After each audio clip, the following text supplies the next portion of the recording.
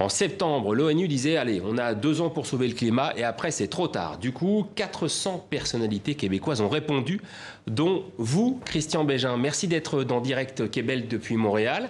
Alors pour les francophones qui vous découvriraient, hein, vous êtes acteur, animateur depuis plus de 30 ans, donc vous êtes très très connu au Québec. Et vous êtes l'un de ceux des 400 qui a lancé le pacte de la transition. Comment vous résumeriez cette initiative ?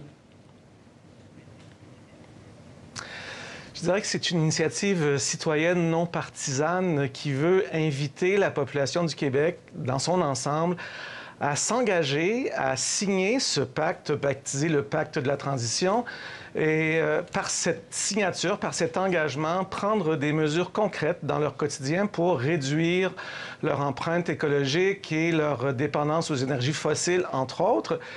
En contrepartie desquels engagements nous exigeons de nos gouvernements de prendre d'abord acte du nombre de personnes qui auront signé ce pacte, parce que déjà, en moins de 24 heures, on a déjà plus de 100 000 personnes qui ont adhéré au mouvement du pacte de la transition, et que ce gouvernement ensuite prenne des mesures réelles, concrètes, pour emboîter le pas devant l'urgence climatique et la raison scientifique, je vous dirais.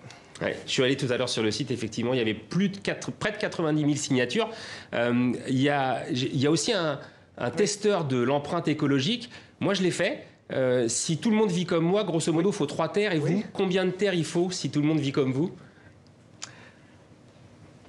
Bien, nous, au Canada, on est d'abord, au Canada, ceux qui ont la plus grande empreinte écologique, je crois, de l'Amérique, si ce n'est de l'ensemble du monde. Là, on est vraiment très énergivore. Moi, c'est 3,7 planètes, personnellement, que je consomme, que je consommerais si je continuais à vivre comme je vis présentement. Alors, l'idée n'est pas d'appeler les gens à changer leur vie de façon radicale, mais plutôt de trouver des moyens à la mesure de leur réalité pour d'abord commencer à réfléchir à comment on peut, à chaque jour, poser des gestes concrets sans totalement renvoyer la responsabilité aux citoyens, toujours en pensant qu'en contrepartie, on invite notre gouvernement à suivre l'élan pour pas que ça demeure des vœux pieux ou des souhaits un peu fantasmés ou idylliques ou un élan romantique.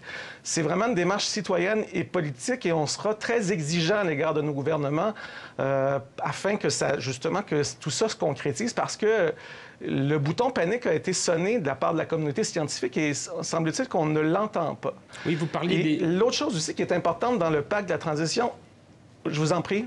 Vous parliez des énergies fossiles, je vous ai coupé, excusez-moi, mais vous parliez des énergies fossiles. Nous aussi en France, Emmanuel Macron taxe l'essence, il assume, il dit que c'est pour aller vers le vert. Vous, au niveau du nouveau gouvernement, François Legault, qu'est-ce qui est prévu par rapport à ces énergies fossiles et au fait de pouvoir les diminuer?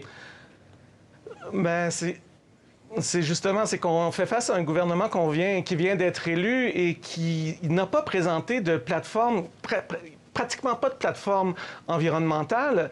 Et suite à son élection, il a manifesté publiquement une espèce de mea culpa en disant qu'il avait entendu le message des Québécois et des Québécoises et qu'il était prêt à recevoir ou à prendre acte de la nécessité de développer cette dite plateforme.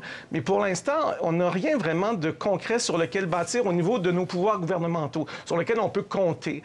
Alors, on s'est dit que nous, citoyens, citoyennes à Lyon, par ce mouvement, non pas seulement exercer de la pression sur nos gouvernements, mais aussi proposer des avenues possibles afin que tout ça se concrétise et qu'on arrête de pelleter dans le vide et qu'on réagisse devant l'urgence, en fait. Parce qu'en ce moment, on est dans une espèce de zone grise.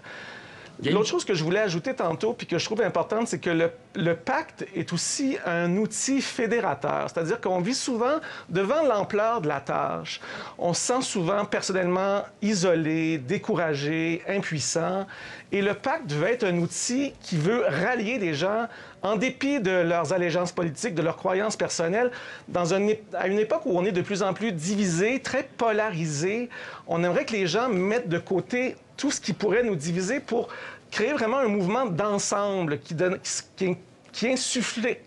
pourrait insuffler, un certain espoir dans une période où on a l'impression qu'il y a une espèce de découragement ou de sentiment d'abdication devant la tâche. Alors, le pacte de transition veut vraiment créer cette impression, non pas seulement cette impression, mais cette conviction que nous ne sommes pas seuls devant la tâche à accomplir, mais qu'ensemble, nous avons un réel pouvoir, en fait, de changer les choses. Alors justement, avant de se quitter, Christian, juste un mot sur la marche qui a lieu samedi à Montréal. Absolument. C'est la 5e Grosse marche. c'était un autre mouvement citoyen parallèle. Oui, c'était une très, très grosse marche qui s'appelle On invite la planète au Parlement. C'est un autre mouvement citoyen qui a été créé il y a environ 2 mois devant, justement, l'absence de plateforme environnementale de la part des différents partis politiques. Et c'est un mouvement qui a pris une ampleur énorme. Et le mouvement du pacte de la transition s'est collé à ce mouvement-là. Et samedi, le 10, on invite la population québécoise en entier à prendre la rue pour manifester ensemble notre désir et la nécessité que nos gouvernements prennent des décisions conséquentes devant... et on s'attend à une marche, je crois, je vais le dire, c'est un mot qui est souvent galvaudé, mais on s'attend à une marche historique si on se fie à la réponse qu'on pressent en ce moment. Il va y avoir beaucoup de monde dans les rues le 10 à Montréal, vraiment. On sent que c'est pas seulement un effet de mode, mais qu'il y a vraiment un momentum en ce moment, une préoccupation réelle, puis un désir des citoyens de manifester leur inquiétude et leur envie que les choses bougent. Christian Bégin, avec nous dans Direct Québec. On en profite juste. Votre actualité, Christian, puisque vous êtes comédien, vous êtes acteur et animateur de télé. Votre actualité présentement, dites-nous en 2 mots. Ben, je viens de terminer le tournage d'une 11e saison de l'émission Curieux Bégin, une émission de cuisine que j'anime depuis 11 ans sur les ondes de Télé-Québec. Je reprends le tournage d'une émission absolument singulière et passionnante qui s'appelle « Il y a du monde à Metz », qui est une espèce de magazine culturel et talk-show que j'anime aussi sur les ondes de Télé-Québec. Et je suis en répétition pour une création au théâtre de Katsu qui aura lieu au mois de janvier ici à Montréal, qui s'appelle « Noir ». Alors, les choses vont bon train en ce moment. Parfait, merci beaucoup. Christian, on ne dira pas que vous êtes hyperactif, mais en tous les cas, on a compris que vous êtes engagé. Allez signer donc le pacte de la transition, c'est sur lepacte.ca. Merci à vous, Christian Bégin, et bonne fin de journée. Belle soirée à vous.